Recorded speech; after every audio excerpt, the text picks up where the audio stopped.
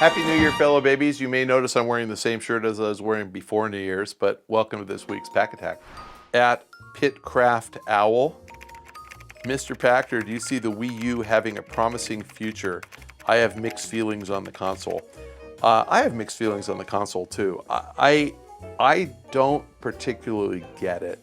I play on the Wii U and it feels like a DS to me. I mean, the gamepad feels very similar to the bottom half of a DS. And I know you've got like more buttons and more sticks, and it's really much more like a regular game controller.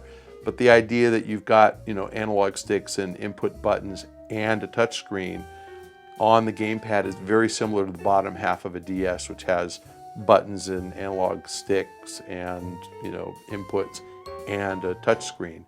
I think that one of the appeals of the DS is that when you're playing with the bottom half of the screen and the top half, they're kind of both in your line of sight. So it's really quite easy to look at both screens.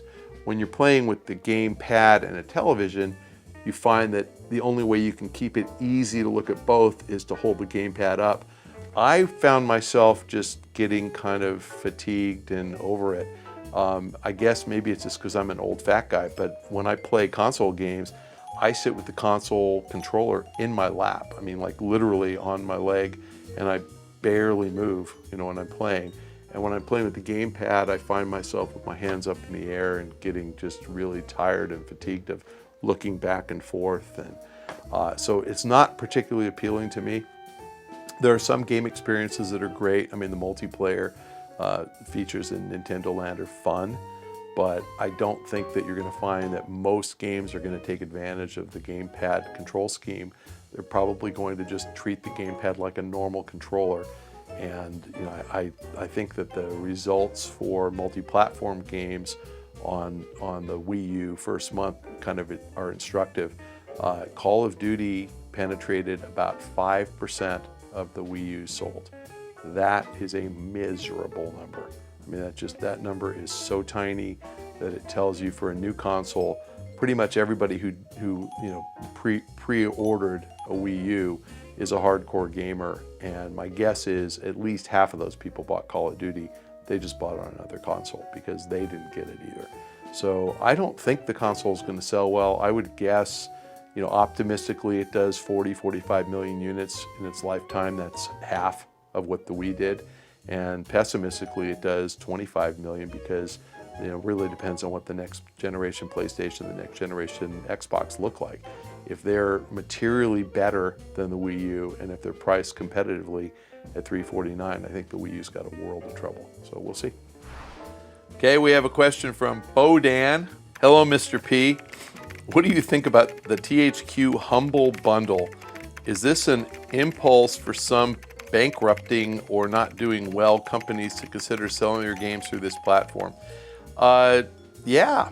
I mean, I think that if you're running out of cash, which is what really about to be bankrupt companies do, you do what you got to do to raise cash.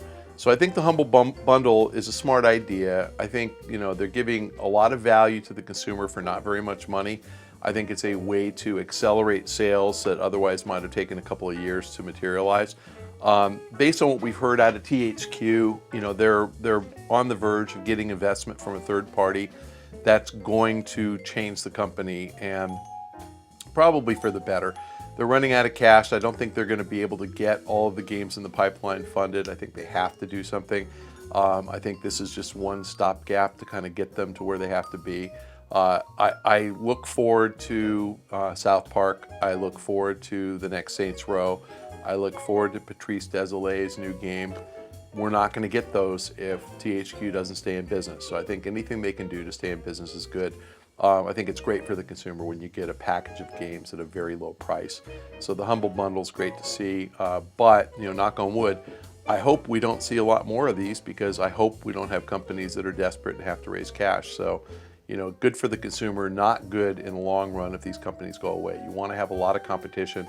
More competition means you're going to get better game experiences. So you want to see THQ stick around. All right, we have a question from Twitter from @Matrixed. What do you think of ads showing up on loading screens, leading games to become cheaper?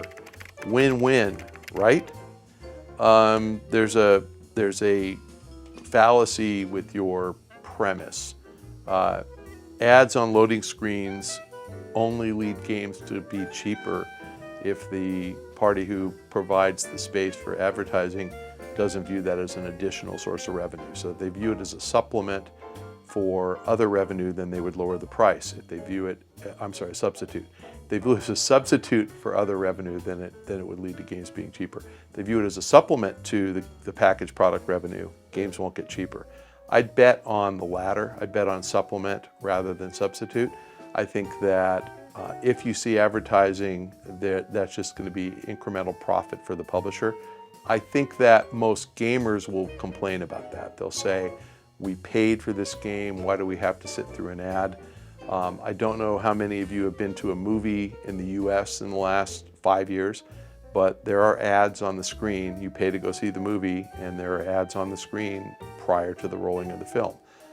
That's become the norm. I think that you will probably continue to see advertising in paid entertainment formats. So I expect that you're going to see more and more ads on interstitials, on loading screens. I think gamers will complain about it, probably rightly so. And rather than look at that as a reason for games to be cheaper, I'd say it's a reason for game prices not to go up. I mean, the publishers could charge you $65 and not display ads. The other model is kind of the Kindle model. Amazon has the Kindle. You can buy a cheaper version of the Kindle if you're willing to sit through ads for the rest of your life, and some people are willing to do that. It's possible that you could have some type of a higher price game without ads. I think rather you'll see somebody try ads. You'll probably see gamers boycott that publisher. We'll see how it plays out. But I'd expect publishers to try to extract more value any way they can, including advertising. All right, fellow babies, thanks for joining us again on this week's Pach-Attack. If you have a question, submit it at the link below, or you can submit it to me on Twitter at Michael Pachter. And you have to copy at Rohan Likes Pants, because not only does he select all the questions, but he is a whore for Twitter followers, and he really, really likes pants.